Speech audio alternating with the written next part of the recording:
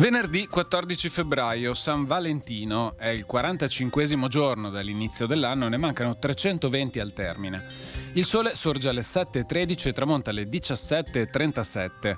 La luna si leva alle 19.48 e tramonta alle 8.07.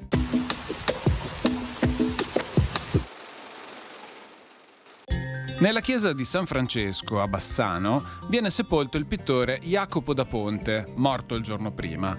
Allievo di Bonifacio De Pitati, legato alla pittura di maniera, dipinge ritratti, pale d'altare e scene rustiche dove i colori esplodono in un intenso vibrare di luci bianche e irreali. Maestro di fantasia, fu soprattutto il poeta dei notturni, di cui un mirabile esempio è il battesimo di Santa Lucilla.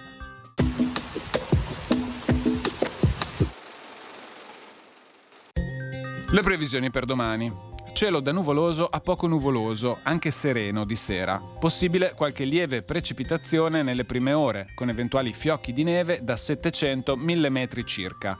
Temporanei rinforzi di bora al mattino in quota sulle prealpi, bora moderata sulla costa. Temperature minime in diminuzione e massime in aumento, salvo qualche lieve controtendenza sulla costa.